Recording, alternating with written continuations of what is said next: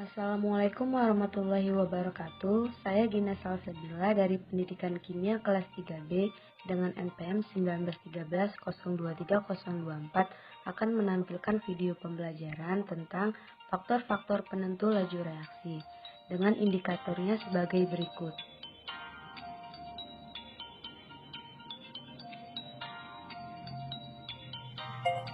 Assalamualaikum warahmatullahi wabarakatuh. Selamat pagi anak-anak. Waalaikumsalam warahmatullahi wabarakatuh. Pagi Bu. Apa kabar hari ini? Apakah semua sudah siap untuk mengikuti pelajaran pada hari ini? Siap Bu. Alhamdulillah. Nah, jadi pada hari ini siapa yang tidak hadir? Hari ini hadir semua Bu. Alhamdulillah kalau semua sudah hadir pada hari ini.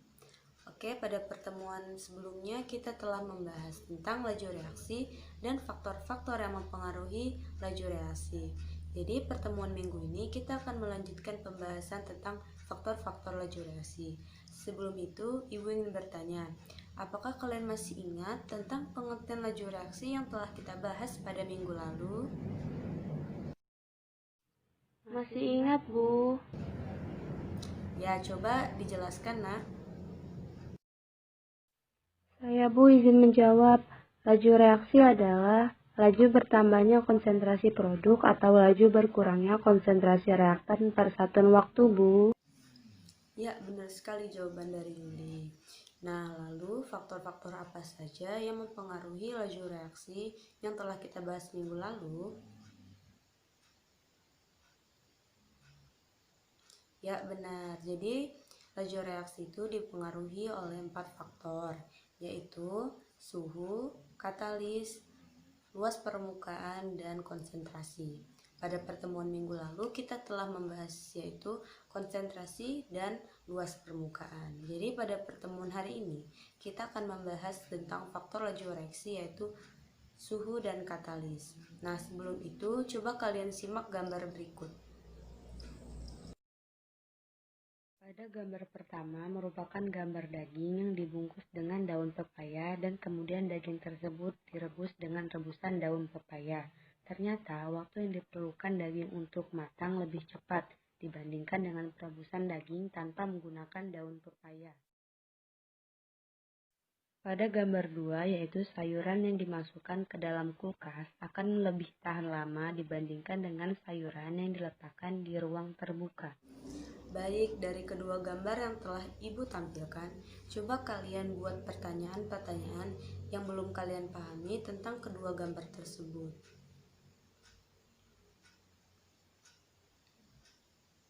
Ya, pertanyaan yang bagus, Dina. Selanjutnya, apakah ada yang ingin ditanyakan lagi?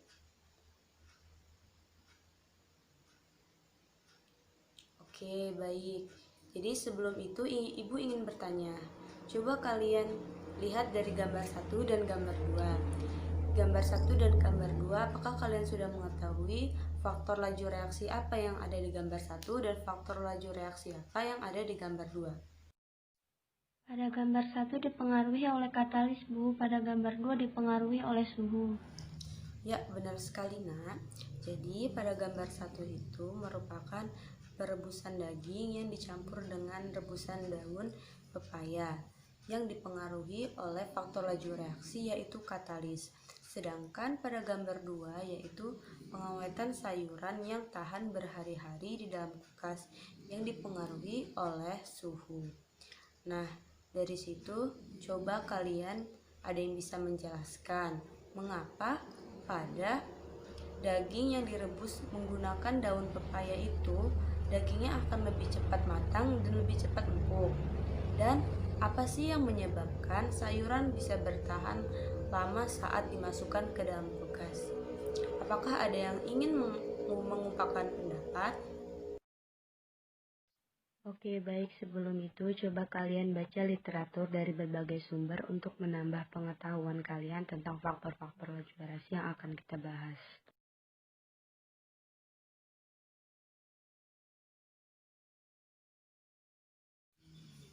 Oke, baik. Terima kasih Dea atas jawabannya.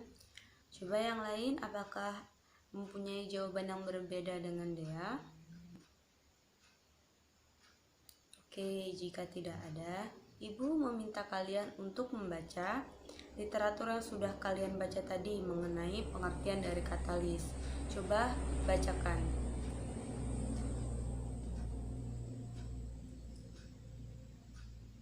Oke, benar. Jadi, benar dikatakan temanmu, yaitu katalis berfungsi untuk mempercepat reaksi dengan suhu tertentu.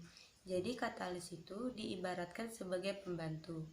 Jika ada suatu reaksi yang berjalan dengan sangat lambat, jika diberikan katalis, maka reaksi tersebut akan berjalan dengan lebih cepat.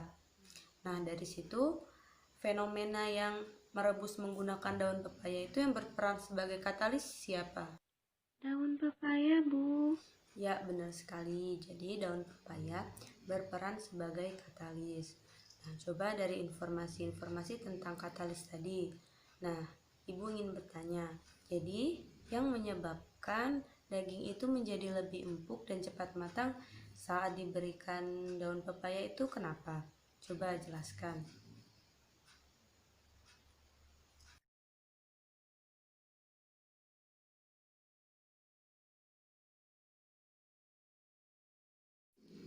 Ya, betul sekali Dewi penjelasannya. Jadi begini, pada saat kita merebus daging dicampur dengan rebusan daun pepaya, maka daging tersebut akan lebih cepat matang dan cepat lunak. Dikarenakan di dalam daun pepaya atau di dalam batang pepaya, getah pepaya itu terdapat suatu enzim yang disebut dengan enzim papain yang berfungsi untuk mempermudah atau mempercepat proses pelunakan pada suatu daging sehingga daging tersebut menjadi lebih cepat matang. Nah, begitu jadi. Selanjutnya, apakah dari kalian ada yang bisa menjelaskan mengapa sayuran jika diletakkan di dalam kulkas itu menjadi lebih tahan lama dibanding dengan sayuran yang diletakkan di ruang terbuka? Ada yang bisa menjelaskan? Oke, baik Dina. Selain dari jawaban Dina, apakah ada jawaban lain? Oke, jika tidak ada jawaban lain, Ibu akan menjelaskan. Jadi, apabila sayuran yang diletakkan di dalam kulkas itu akan menjadi lebih awet dan tahan lama dikarenakan suhu di dalam kulkas itu rendah. Nah, jadi suhu yang rendah itu mencegah pertumbuhan jamur dan bakteri penyebab makanan itu cepat basi. Jadi apabila kita meletakkan sayuran atau buahan di dalam kulkas, itu akan bertahan lebih lama dan sayuran itu akan tetap lebih segar. Nah, jadi atau reaksinya itu berlangsung dengan lambat di suhu rendah. Oke, sampai sini apakah ada yang ingin ditanyakan? Tidak, Bu. Baik, untuk menambah pengetahuan kalian tentang faktor-faktor yang mempengaruhi laju reaksi, kita akan melakukan percobaan praktikum. Jadi pada pertemuan minggu lalu kita telah melakukan percobaan konsentrasi dan luas permukaan. Nah, jadi pada pertemuan minggu ini kita akan melakukan percobaan pengaruh faktor laju reaksi, yaitu suhu dan katalis. Oke, sebelum itu Ibu minta kalian untuk berkumpul dengan kelompoknya masing-masing. Baik anak-anak, apakah kalian sudah berkumpul dengan kelompoknya masing-masing? Sudah, Bu. Oke, baik. Apabila kalian sudah berkumpul dengan kelompok masing-masing, nah sebelum itu yang pertama kali kalian lakukan sebelum melakukan percobaan itu apa? Ya, benar sekali, yaitu menentukan variabel. Nah, coba kalian sebutkan variabel yang akan ditentukan. Ya, benar sekali. Jadi pada hari ini kita akan melaksanakan percobaan mengenai suhu dan katalis. Karena pada pertemuan minggu lalu kita sudah melakukan percobaan tentang konsentrasi dan luas permukaan. Nah, sebelum itu coba kalian tentukan variabel yang ada di percobaan kita hari ini, yaitu dengan pengaruh suhu.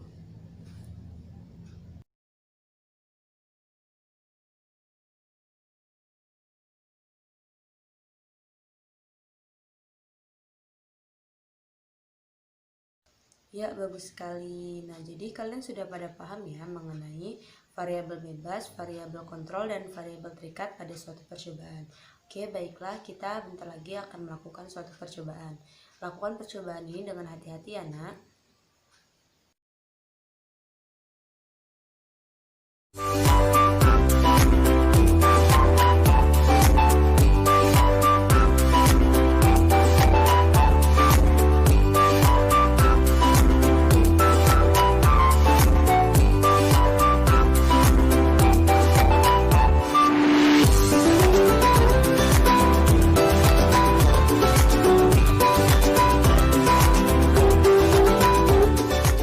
Pertama yang harus kita lakukan adalah panaskan air di dalam gelas kimia menggunakan spiritus. Kemudian, gerus masing-masing satu buah tablet penyegar panas dalam. Masukkan air dingin sebanyak 10 ml ke dalam gelas ukur. Kemudian, tuang air dingin ke dalam Erlenmeyer 1. Selanjutnya, masukkan air panas sebanyak 10 ml ke dalam gelas ukur. Lalu, masukkan air panas ke dalam Erlenmeyer 2. Masukkan tablet penyegar panas dalam yang telah digerus ke dalam balon berwarna kuning. Tutup mulut Erlenmeyer 1 dengan balon berwarna kuning yang telah diisi bubuk penyegar panas dalam. Dengan perlakuan yang sama, masukkan bubuk penyegar panas dalam ke dalam balon berwarna putih.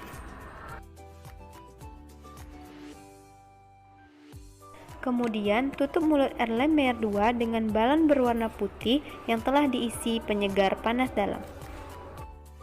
Secara bersamaan, tuang bubuk penyegar panas dalam ke dalam masing-masing Erlenmeyer. Kemudian, amati apa yang terjadi.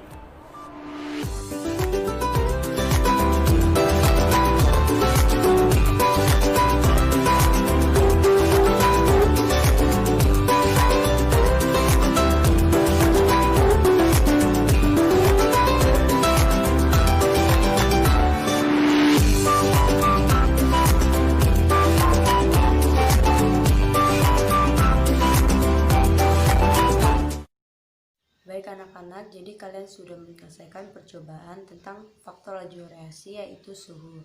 Yang selanjutnya kalian akan melakukan percobaan tentang faktor laju reaksi yaitu katalis. Nah, sebelum itu ibu meminta kalian untuk menyebutkan kembali variabel-variabel yang ada di percobaan katalis ini. Ya, benar sekali. Jadi kalian sudah mengerti ya tentang variabel yang ada di katalis ini. Yang selanjutnya, mari kita melakukan percobaannya lagi dengan hati-hati.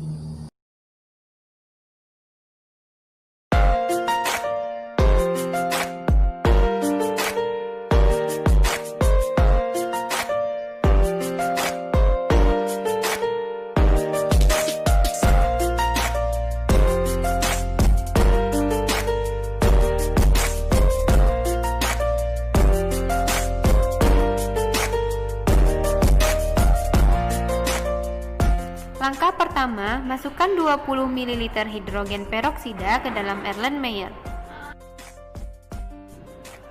Tambahkan 2 ml sabun cair.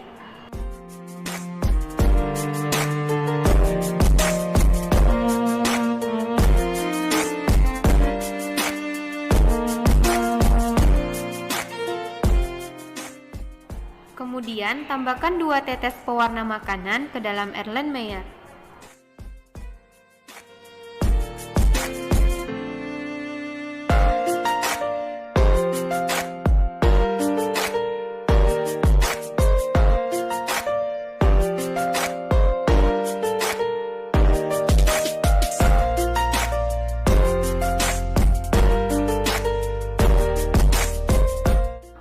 Nah, amati apa yang terjadi.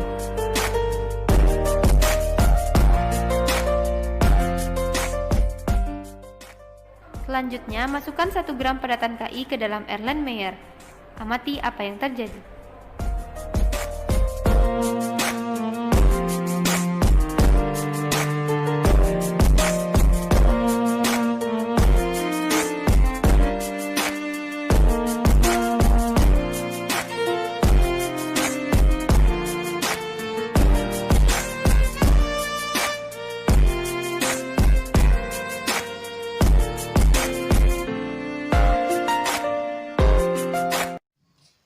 anak-anak, jadi percobaan kita pada hari ini sudah selesai ya. Ibu minta perwakilan satu kelompok untuk membacakan hasil pengamatannya di papan tulis. Pengaruh suhu terhadap laju reaksi. Pada percobaan air dingin dengan volume 10 mili dan suhu 18 derajat Celcius membutuhkan waktu 11 detik untuk tablet penyegar panas dalam bereaksi. Sedangkan pada percobaan air panas dengan volume 10 mili dan suhu 38 derajat Celcius membutuhkan waktu 6 detik untuk tablet penyegar panas dalam bereaksi. Pengaruh katalis terhadap laju reaksi. Pada percobaan pertama, dengan mencampurkan hidrogen peroksida 20 mili, sabun cair 2 mili, pewarna makanan 2 tetes, membutuhkan waktu yang lambat untuk bereaksi. Sedangkan pada percobaan 2, dengan mencampurkan hidrogen peroksida 20 mili, sabun cair 2 mili, pewarna makanan 2 tetes, dan padatan KI 1 gram, waktu yang dibutuhkan untuk bereaksi adalah 4 detik. Oke, baik. Terima kasih kelompok 3 sudah membacakan hasil pengamatannya. Nah, jadi pertanyaan Ibu, bagaimana pengaruh suhu terhadap waktu di dalam percobaan tersebut?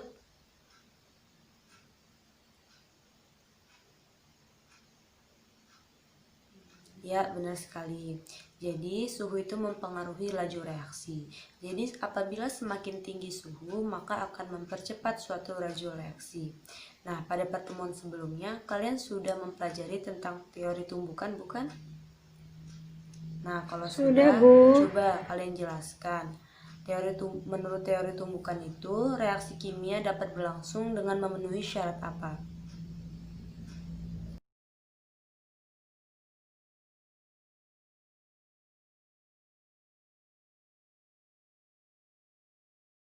Baik Mira, terima kasih atas jawabannya. Oke, jadi kita akan mengaitkan pengaruh suhu ini dengan teori tumbukan yang sudah kita pelajari di minggu sebelumnya. Sebelum itu, Ibu akan menampilkan gambar. Coba kalian perhatikan dengan seksama.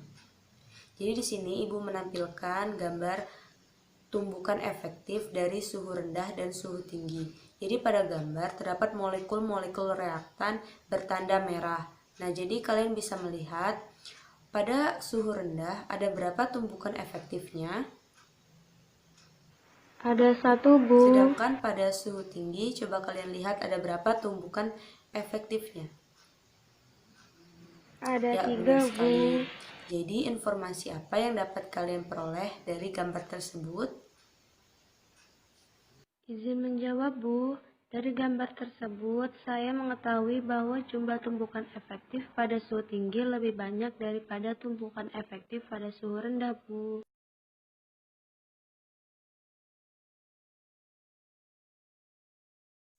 Izin menjawab, Bu. Jadi pada suhu tinggi, partikel-partikel yang terdapat di dalam suatu zat akan bergerak lebih cepat daripada suhu rendah.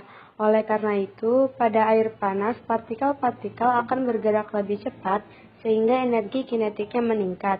Semakin tinggi energi kinetik partikel yang bergerak, maka akan saling bertabrakan dan menghasilkan energi yang tinggi sehingga semakin besar peluang terjadinya tumbukan efektif, Bu. Ya, benar sekali apa yang dikatakan oleh Dewi. Jadi, partikel larutan yang ada di air panas itu bergerak lebih cepat, sehingga membuat energi kinetiknya itu menjadi lebih besar dibandingkan dengan air dingin. Itu yang membuat laju reaksi pada air panas menjadi lebih cepat dibandingkan laju reaksi pada air dingin. Nah, sampai di sini sudah paham? Oke, Paham, selanjutnya Bu. coba kalian jelaskan tentang pengaruh katalis di dalam percobaan tersebut. Izin menjawab, Bu. Dari percobaan yang telah dilakukan, saat sebelum tabung reaksi diberi padatan KI, reaksinya berlangsung lama dan lambat, Bu. Tapi pada percobaan dengan pemberian padatan KI, maka reaksinya berlangsung cepat. Jadi dengan penambahan katalis, reaksinya berlangsung Ya, dengan cepat, benar Bu. sekali. Jadi, katalis ini berfungsi untuk mempercepat laju reaksi dikarenakan katalis ini mempermudah jalan atau membentuk jalan baru dari suatu reaksi, sehingga reaksi tersebut berlangsung dengan cepat. Nah, sebelum itu coba kalian kaitkan kembali teori tumbukan dengan pengaruh katalis.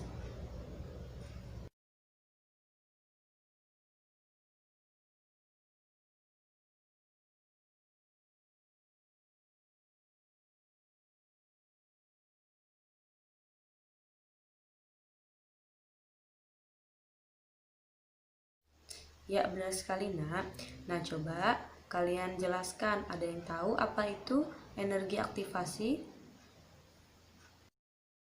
Izin menjawab, Bu. Energi aktivasi adalah energi minimum yang harus dimiliki molekul untuk dapat bereaksi, Bu. Ya, benar, itu dia pengertian energi aktivasi. Nah, coba kalian ada yang bisa menjelaskan bagaimana energi aktivasi molekul tinggi dan bagaimana energi aktivasi molekul rendah. Coba ada yang bisa menjelaskan? Saya, Bu, izin menjawab. Bila semakin tinggi nilai energi aktivasi, maka molekul-molekul bereaksi harus sangat energetik untuk dapat melampaui energi aktivasi tersebut, sehingga kemungkinan untuk dapat bereaksi sedikit. Namun apabila energi aktivasinya rendah, maka molekul-molekul reaktan yang dapat melampaui energi aktivasi semakin banyak, sehingga dapat bereaksi Ya, dengan baik mudah, Gina, terima Bu. kasih atas jawabannya. Nah, katalis ini berfungsi untuk menurunkan energi aktivasi sehingga membuat suatu reaksi akan berjalan lebih cepat dan membuat laju reaksinya pun semakin cepat. Nah, yang selanjutnya, coba kalian simpulkan dari hasil percobaan kita hari ini pengaruh suhu terhadap laju reaksi dan pengaruh katalis terhadap laju reaksi.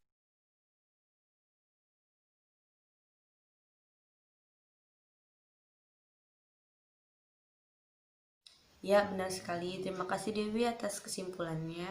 Jadi intinya, temperatur mempengaruhi laju reaksi, yaitu apabila semakin tinggi temperatur, maka laju reaksinya akan semakin cepat.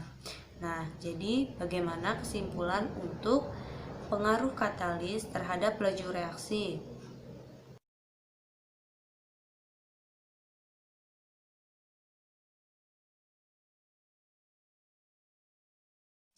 Ya, benar sekali kesimpulan yang sudah disampaikan oleh Ana. Ibu rasa kalian sudah cukup mengerti ya tentang materi faktor-faktor laju reaksi ini. Mungkin apabila ada pertanyaan-pertanyaan yang belum kalian mengerti, bisa ditanyakan di pertemuan yang selanjutnya. Oke, Ibu cukupkan untuk hari ini karena waktunya sudah habis. Ibu akhiri, wassalamualaikum warahmatullahi wabarakatuh. Waalaikumsalam warahmatullahi wabarakatuh. Terima kasih, Bu.